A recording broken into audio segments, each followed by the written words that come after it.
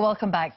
Singapore has announced a third stimulus package worth $5.1 billion today to help businesses, workers and households see through the COVID-19 pandemic.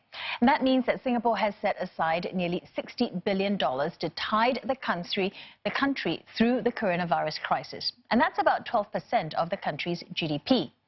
All businesses in Singapore will get a 75% wage subsidy for local employees.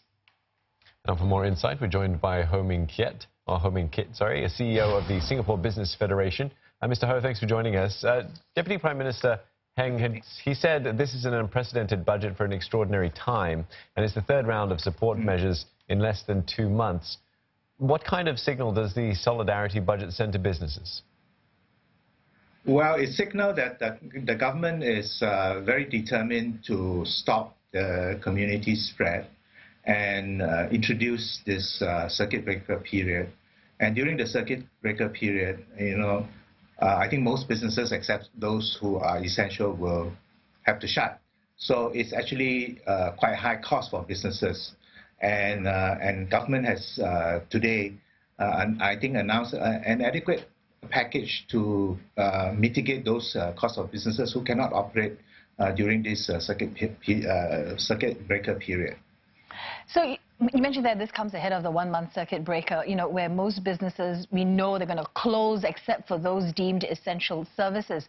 So from your interactions with our local SMEs, what do they need most at this point? Well, demand has almost dried up for many companies. So what they need really is support to manage wages. And I think this job and the enhanced JSS as well as the levy rebate, I think it's going to help them. It's going to put some cash back into companies. So with this, companies don't have to worry about laying off people, right? Because right now our survey shows that only about 11% of them are thinking of laying off workers, but this was done before the circuit breaker. So with the circuit breaker, I'm sure many more companies are thinking of laying off workers. So this job support package put those need of laying off workers behind, and companies can then keep those capabilities because the crisis will be over, the circuit breaker period will be over, and then they can resume operations quickly, you see. But if they have to retrench people, then those capabilities will be lost. So with the added measures then, do our local SMEs have sufficient ability and bandwidth to tide them through this sort of circuit breaker month and perhaps even longer should the pandemic drag on? Is that with 75% JSS support, I think most SMEs should be able to tide themselves over this particular period, this 1 month.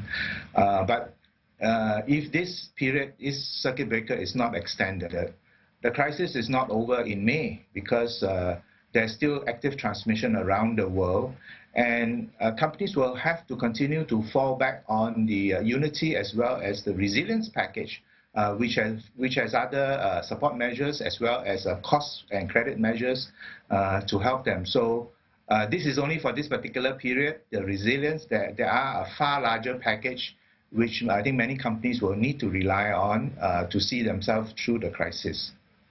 So the foreign workers levy, with now forming a COVID-19 cluster and having to be isolated, how is this hurting the construction industry, particularly the contractors and the subcontractors? Well, one piece of good news, at least for the construction companies and companies relying heavily on foreign workers, is that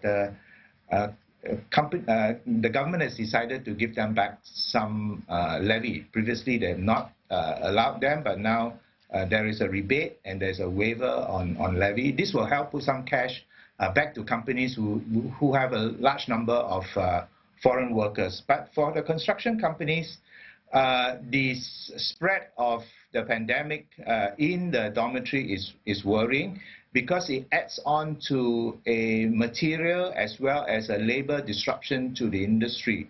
So I think this is very serious. I think what we want to do is really look at this situation very closely and really help make sure that we can manage the spread of these cases in dormitories, because if you do not, then there will be even more and more disruption to the construction industry.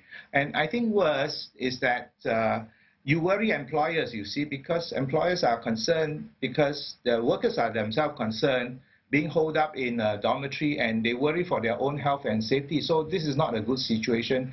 The sooner we can actually get those places cleaned up, I think the better it is, not just for Singapore, it's also better for our companies. I think it's also better for our image as well.